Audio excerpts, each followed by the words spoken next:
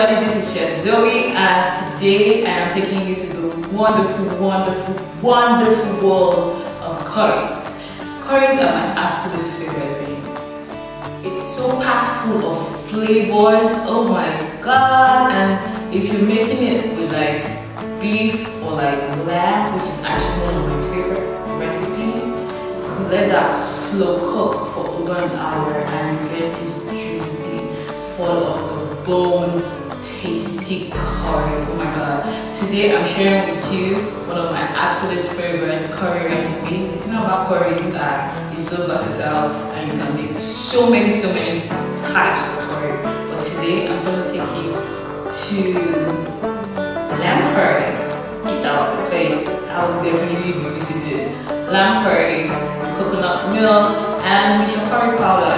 Note in this video, I'm making use of my own special blend of curry powder, and if you're going to use your store-bought curry powder, just add a little bit of chili for a kick, because my curry powder had a little bit of chili and it has that kick, and you will absolutely love this recipe. If you try this recipe, please let me know. You can comment if you have any questions, but for now, let's just go straight to the kitchen and let me show you how I make this delicious pot of curry.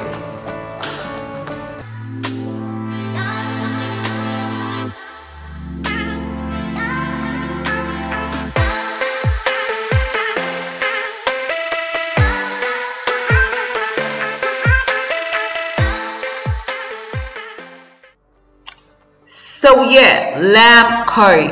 We're about to make the most delicious lamb curry you've ever had. So first things first, you're going to season your lamb with some salt, seasoning cube, put it right there. And we're also going to use some black pepper. I'm using freshly ground black pepper. Please, Niger people, black pepper is not Cameroon pepper. Yeah, but I use Cameroon pepper here, and I'm going to tell you where. In my curry powder, as I said earlier, this is my own special blend of curry powder. I made it myself, and I added a little bit of Cameroon pepper for some extra kick, just a little, and it's really good. So what I'm going to do now is massage my curry powder, my seasoning into the meat. Give it some loving. You can marinate it for 30 minutes or overnight, as long as you want. Just marinate it and all that tasty flavors will be ready. Now, let's prep our veggies. I'm just cutting some potatoes. Just so you know, these potatoes would actually make my curry a lot thicker. Sometimes I like light curry, sometimes I like thicker curry. So if you don't want your curries to be that thick, you can just skip out on the potatoes in the recipe. But either way, it just makes it very creamy.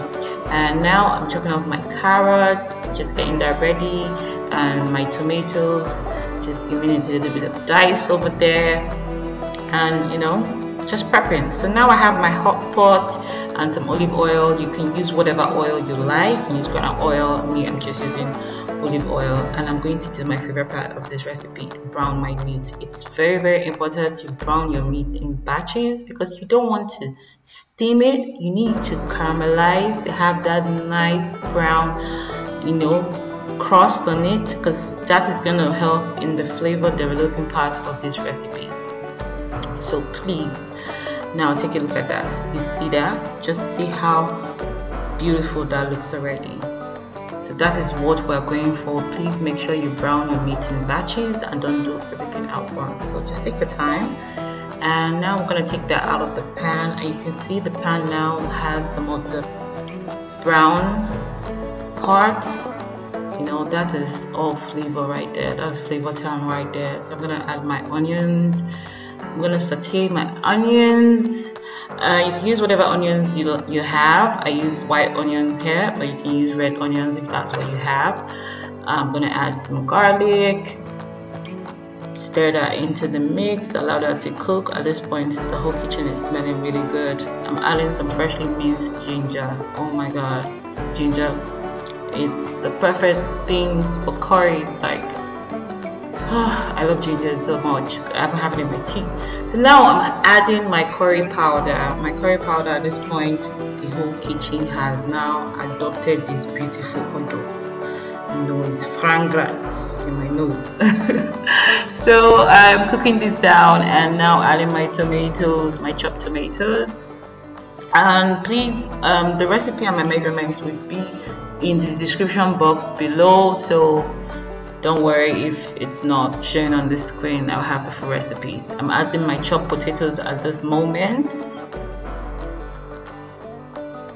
I'm having my chopped potatoes at this moment. Just stirring that in, letting all the flavors go in together. And now I'm adding my brown lamb. See how beautiful that looks? That looks edible, but it's not. It's still hard. So we're gonna cook this lamb in our curry, and it's gonna simmer for over an hour. Trust me, it's worth the wait. It's gonna be meat falling off the bone soft. You'll be having all that marrow to snack on. Now I'm adding some stock. If you do not have stock, you could, use hot water and a seasoning cube, mix it together to make like a quick stock, which is what I did here. And check for your seasoning. If you need like extra black pepper, if you need like salt, if you need like extra seasoning cube. You can see I did not use a lot of seasoning cube here because all the other ingredients are actually coming out to play. Now I'm adding a little bit of extra water so that I can have a lot more juice to work with. Now turn down your heat. Bring it to a boil first though, then you turn down your heat. You let it simmer on low heat for about 30 minutes. And voila! See what that looks like.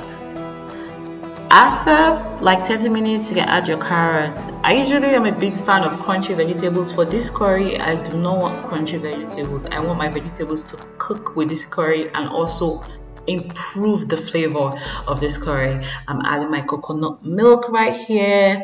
If you can get fresh coconut milk, trust me, it will take your recipe to the end of the world. If not, you can use a canned one. I use the canned one here. Cook it for 30 minutes more on low heat. Always make sure you're stirring and stuff like that. And then after 1 hour, we're just adding the juice of one lime, or this our Niger lime that don't have juice inside.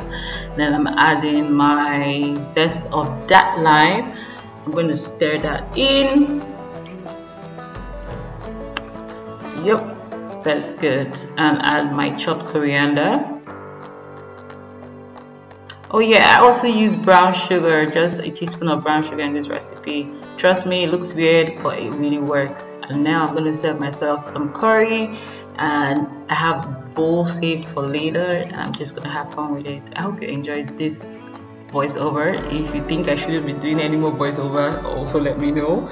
I'm just trying something new on my channel, and if you haven't subscribed, please hit the subscribe button. Thank you for joining me today. Bye.